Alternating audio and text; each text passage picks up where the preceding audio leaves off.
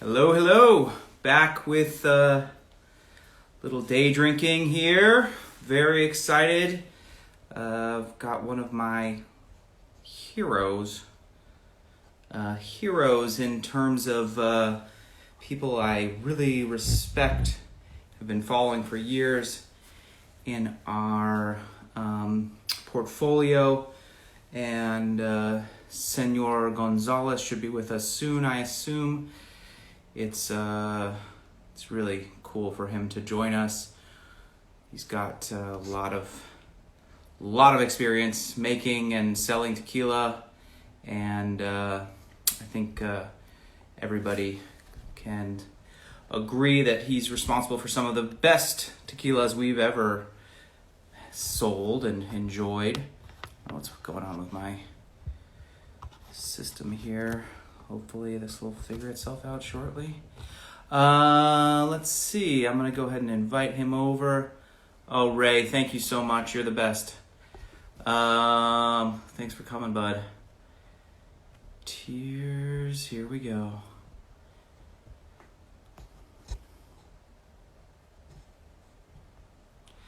How's everyone today? Just going to wait for Yerman to come on. Oh, Maria's here. Hey, Maria. How are ya? Thanks for coming through. So anyway. Here we go. Senor Gonzalez is here.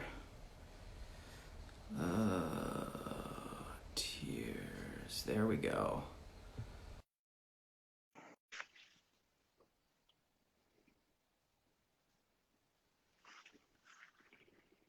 Right. Hey, Señor Hola, Gonzalez. how are you? Hola. ¿Cómo está? Muy bien. Bueno, great. It's so good to see you, man. It's such a pleasure. I know it's been a tough day for you, and I can't believe you're back and in action, but very impressed with your fortitude, sir. Everything okay in Mexico? I know it's not okay, obviously, but you've made it back all right, so. Yeah. No, I'm happy we had that family situation, but, it happens. Yeah. But on the other side, I spent some days at the distillery. It took me like 4 months to be back on the distillery. So, Wow. I, The family distillery, or back in no, Jalisco? back in Jalisco. Right. Yes. Okay. Great. Well, how's everything down there? I miss Mexico so much. I can't wait to get back. I don't know. I don't know when we'll be able to do it, but hopefully very, very soon. Are people okay? Everybody, more or less. I know things are weird, but Yes, tequila area, it doesn't seem like it has a lot of this COVID situation. that's good. Maybe to have some little bit of tequila every day helps you. Who knows? I'm testing that theory. Well, it's good to hear that you made it to the distillery. Can most of my customers probably know who you are, but can you tell us a little bit about where you came from, how you got into tequila, just a little bit of your personal history, and then I'm going to ask a couple more detailed questions. But tell us your story. Well, I have been making tequila almost for 40 years now. I started very young with my father, and I started uh, in the fields, learning how to grow the agaves, and in Tamaulipas. Right. And before, he started planting agaves before they have the NOM, the approval to produce tequila in Tamaulipas. He was planting agaves before that. As a matter of fact, in 1977, in October, they did the ampliation of the area of where you could make tequila, and it was because of my father. Right.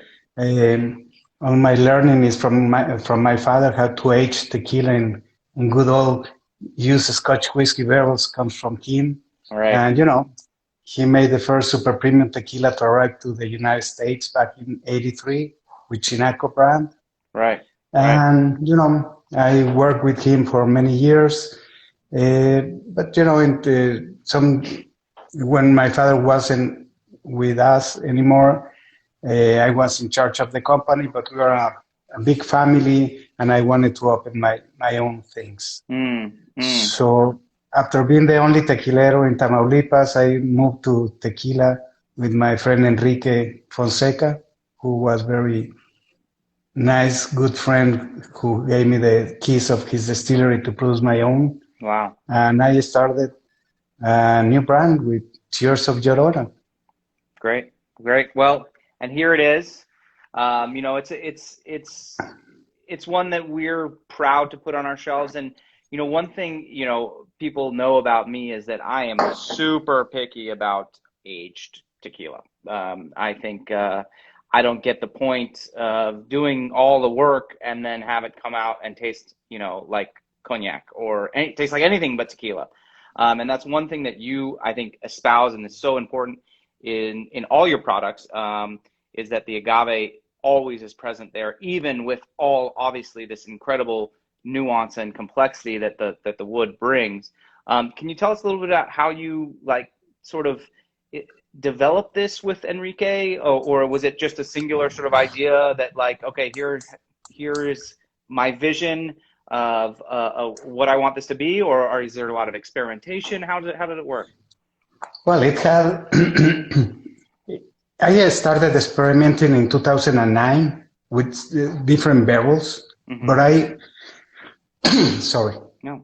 But as you know, when you have the creativity to have something, you develop the idea first in your head, and I had the idea of the flavors first in my head, and then it took me 5 years to make it happen to the bottle. Right. But that's the way that, in my personal way, I always have the flavors in my head after they come to life. Right. And I started with 7 different types of used barrels. But then, after a year of tasting the barrels year after year, that's when I decided to start taking out the others that they didn't give me what I was looking for. So at the end, I ended with 3 different kind of used barrels. The Scotch whiskey barrels, that's what I learned from my father. It always gives you the dryness. And all the high-end products in the world are dry, right, in my opinion. Then I was looking for a little sweet. That's why I went for the Spanish brandy barrels. And then, I love sherry. Yeah. I like the frothiness that comes with it, and that's why I added the sherry barrels. And are those Oloroso barrels or Pedro Jimenez, or a blend of the two? We don't know. It's a blend. Okay. It's a blend.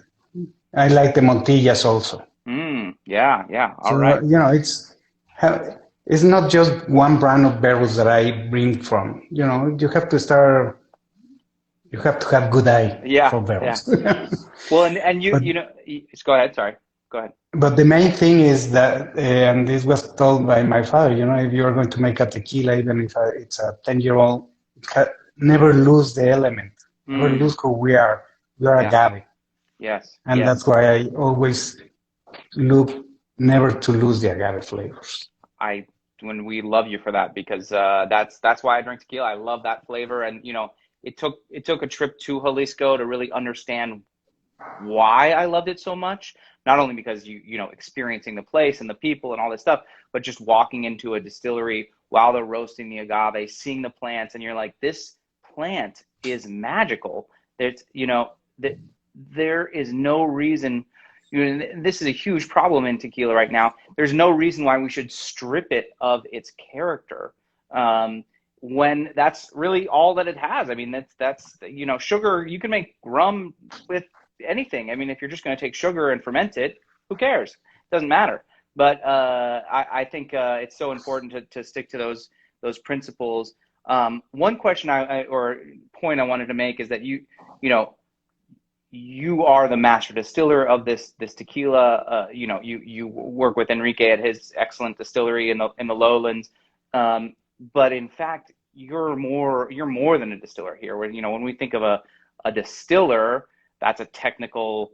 In Scotch whiskey, it's changed into more like a marketing thing. The distiller's important, but he's the face of the distillery. But you're doing all the jobs. You're doing, from picking out the agave to making choices in terms of fermentation to the distillation and then the blending afterward. It's a large job. I think we need a new word above master distiller, master whatever, creator. It doesn't do justice for all that you've put into the bottle. And I think it's, we all know we don't talk too much about distillers in Mexico, and I think that's an important thing that now maybe with mezcal being more important, you have that sort of singular, like, I'm one person and I'm responsible for everything that happens here idea, but it's less prevalent in Jalisco, and I think you exemplify that in a way that very few other brands do. Maybe it was in 1996 that I came with the word tequila master distiller, because before that, of course there were distillers, master distillers, but they were never they never appear on the photos. And that's because the owner of the distillery is one guy that is a man, right? And he doesn't want little mans around. Maybe that's why. Right. At that time, I was the owner of the company and also the guy who made the orchestra sound. Right. A one-man show. That's interesting. Can you talk a little bit about what the agave market is like right now? I know you're doing a lot of selecting in terms of the quality of your fruit. Obviously, the prices are very high. Oops, what's happened here? But can you tell me how that process works? Do you work with the particular brokers or particular farmers? How does that work? Yeah, I only work with Enrique. Okay, well, Enrique is one of the largest agave growers in Los Altos, and one of the things that I love about that is that his agaves are the ones that I like the most, because they are in the highlands of Atotonilco, and there's a lot of citrus trees surrounding the plantations, and they become part of the flavors. Sometimes in the tears, I can taste like the orange peel in some batches. Yeah, it's very interesting, and you know that's where it comes from. There's a lot of for me it's very important where the agave comes from, and I will never move from that area when I'm working with Enrique. And that way I have expensive agaves, but I know that I have the quality and the age. Could you make a generalization about, what the flavor of, say, a totally different state like Tamaulipas, do you have an idea of, okay, agave from Tamaulipas, maybe it tastes more earthy or more spicy, or as opposed to Highland, which is there a sense of that, or it's hard to determine? For me, I'm very lucky because I started in Tamaulipas, so I had no idea what was going on in Jalisco. So all what I learned was about the agaves from maybe 180 meters above the sea level, which is Tamaulipas, gray soil. And, it very particular flavors. Then when I moved to tequila, I started checking on other agaves, knowing that I was going to work with Enrique's agaves, but I wanted to try some others. And if you go to the lowlands, those agaves are much, it's another expression. If you go to Atotonilco, it's more fruitiness, herbal. If you go to Arandas, maybe it's a little floral. If you go to the lowlands, they are more strong flavors. And then you start looking at the weather, the altitude change, but especially if you are in the lowlands in tequila, your lip will break because it's so dry there. Yeah, yeah, Contrary, on the highlands, is the humidity is everywhere. yeah. But, and then you have the surrounded plantations are completely different. Hmm. So that's why I respect the Guillermo Erickson and his work on the tequila, but it's not the profile that I'm looking in my products. Right. Yeah. And then that's what's great. I mean, that's what's sad to me about, you know, the industrialization of agave is you take these characters that you can identify, and sometimes sometimes I feel I want something peppery and powerful and in your face, and other times I want smooth and fruity, and like that's half the fun. But it's you know, from what I can see, there are only a handful of producers who are really still able to make a product that reflects the place where it's from, because they're so concerned about efficiency and you know, consistency, which, like, gosh, who cares? But you know, I think you've obviously, you know how it is. It's a complicated place down there, so people have to do what they do, and not everybody can make, you know, cheers of Llorona. So tell us about That's that. a very unique. That's a very unique product. And Yeah. as a matter of fact, when I was thinking on this product, I never thought on a product that wanted to compete on the tequila. I wanted to bring tears to a place where all the high, you know, Pappy Van Winkles are, or the Louis XIII, or it's a Next category level. that I knew that tequila could get there. Mm-hmm. And I'm very happy and I feel very proud that I was invited to have a seminar, Best Tequila with me and Best Bourbon with Preston Van Winkle. Mm-hmm. Very cool. So it showed me a lot because I didn't know it. I had no much knowledge.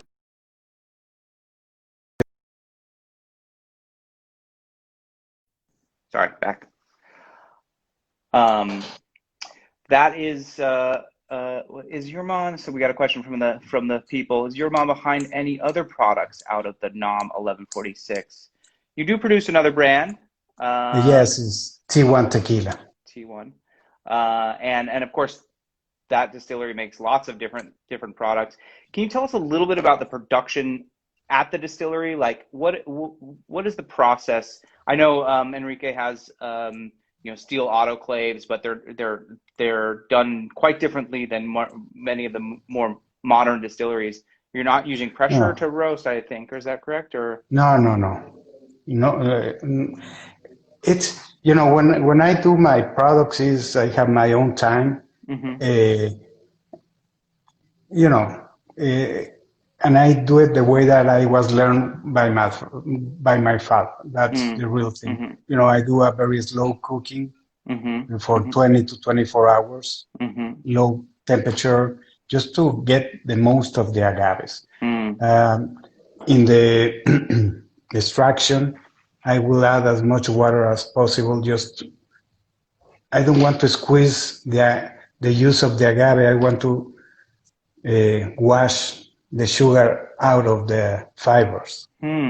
Interesting. Maybe I don't get as much. You know, it's not as productive as other processes, but Yeah. this is the one that brings the flavors that I'm looking for. Mm-hmm. You know, then a regular, natural fermentation, 72 hours, 75. Wow. And so you're not using any yeast or accelerants at all during fermentation? non-accelerated, No. none. And we do our own yeast. Okay, great. So is that a cultivated yeast you've been using for a long time? Is this the family yeast, or yeah? Yes, it's the one that I used to do work in. You know, the same process that I did in La Gonzalez. Interesting you stuff. know, Yeah. my father taught me good, so I didn't want to change. Well, I have to say, you know, some of the first great extra-añejos I ever had were those black bottle Chinacos, and I mean, those are like next level stuff. And there's, you know, there are different flavors here for sure. It's not the same. It's not at all. But I feel there is a lineage somehow in that sense with those products, because you have both that sense of maturation while retaining the agaveness, which I think is so rare in the high end. I think, you know, when you talk about dryness, is not a, you know, that balance. You know, I think a lot of other producers are just simply saying, oh, well, people love sweet, so let's throw in some, you know, whatever it is, and now it's, oh, it tastes great. It's freaking syrup. Of course it tastes great. But that's not the feeling you get here. And actually, I can't wait any longer, so I'm going to go ahead and crack this open. I don't know if you want to have you're already ready. No, the interesting, you know, it's,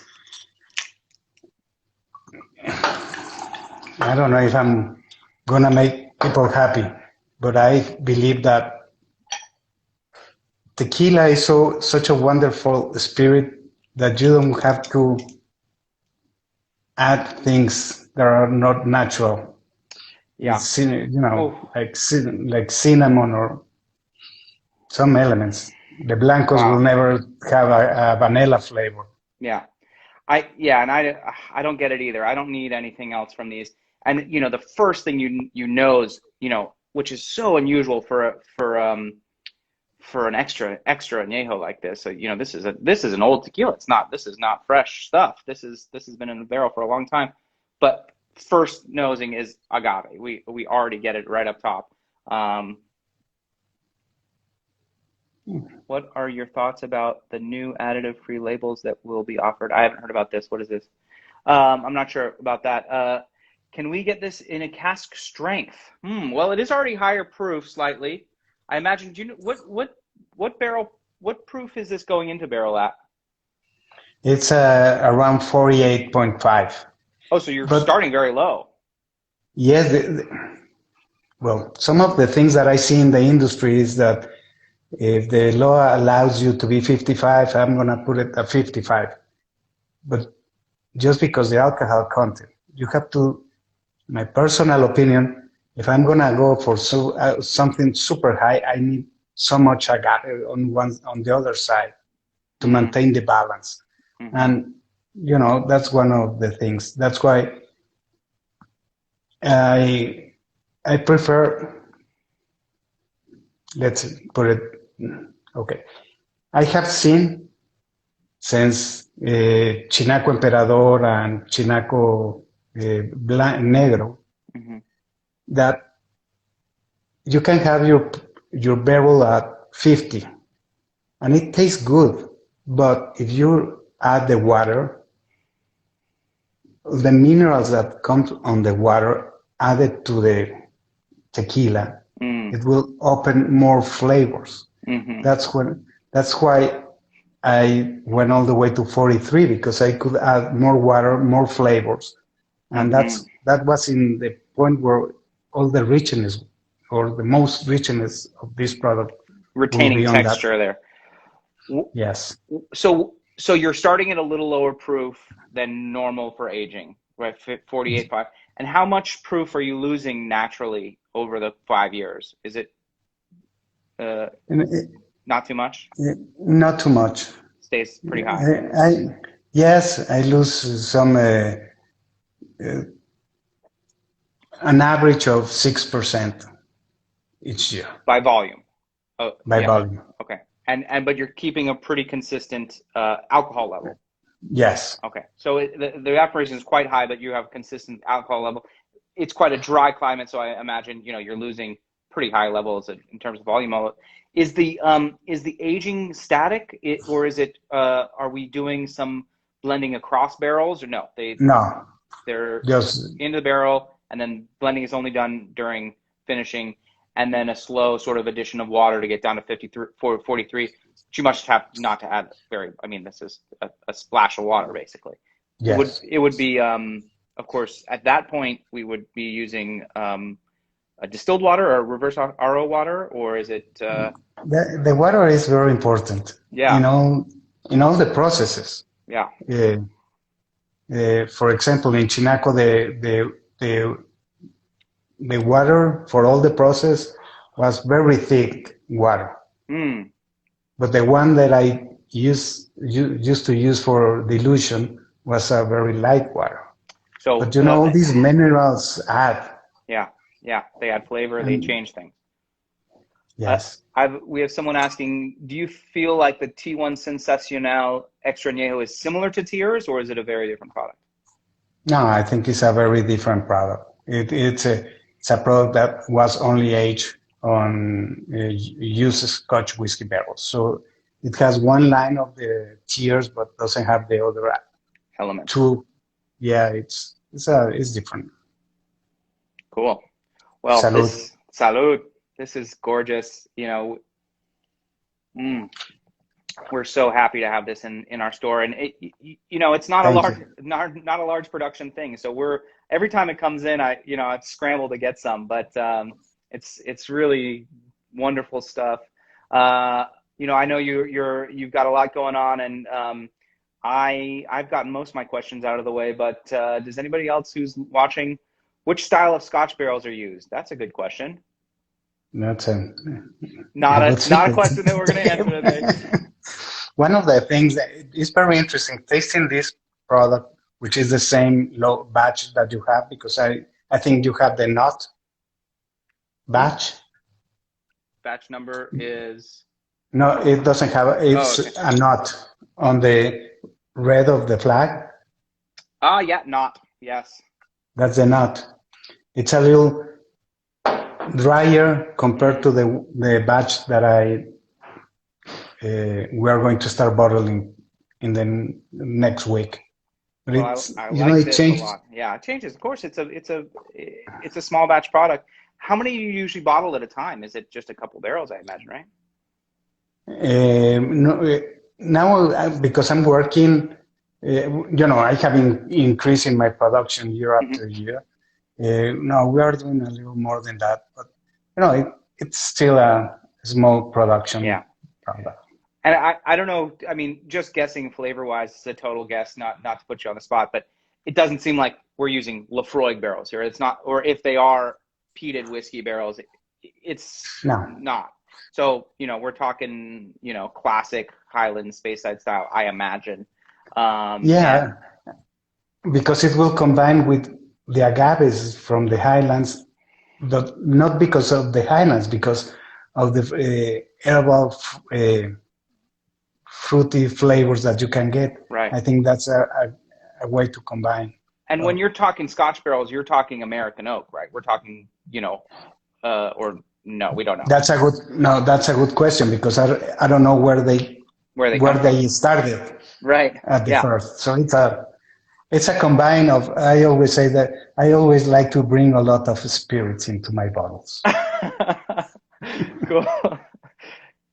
Well, we like it too. Here's a nice big question. What are your thoughts on celebrities jumping into the industry? Do you think it takes away from the traditional manufacturing because of diffusing, or are you accepting and recognize? Well, celebrities. Celebrities have been around a long time in the tequila industry. I'll tell you what, it's not a new thing. Santana had a brand, and Cabo Wabo was a celebrity brand. Those have been around for years.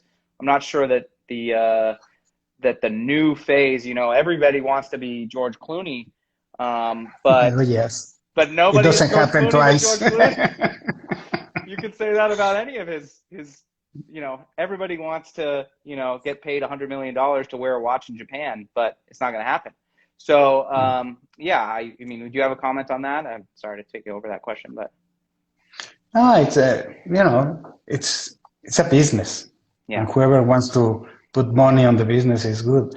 I'm not happy with some of the things that are happening, like the diffusers, because, it's a way to make a 100% agave in a process that they lose everything. Yeah. In a 0% way. It's 0%, 100% agave. Yeah. Or the other guys that are making tequila añejos, and they take away the color. I go like, we're not rum. That's rum processes. That's not who we are. And Yeah. I think, in the end, there are fads one way or the other. I think there's a lot of opportunity for celebrities to do good if they identify the brands that are doing true high quality tequila. But I think, very few people can do that, period. I mean, the industry is so opaque, and it's a complicated situation, I think. But yeah, I'm with you. I mean, you can't really blame people for wanting Cristalino is wrong. Well, yeah, I mean, they're gonna, the biggest problem with this whole thing is it's a self-regulated industry. The people who are in charge make the rules, and it's good for business to be able to use 3 or 5 year old agave to distill your product. And in the end, I can only imagine the reason to make a Cristalino is that someone has so much tequila that they can't figure out what to do with it. And now, okay, here's another fun thing to throw at the wall. And, some of them are popular, and, you can't blame people for what they drink. In the end, you can certainly recommend that you buy ethical products and products that, have authenticity. But, I'm speaking to a niche part of the industry. So, it is what it is. I think all we can do is keep talking about it and keep highlighting the good stuff. Yes. And everything else, is noise to me. So, voila. It's very interesting. I went to Guadalajara in 1993.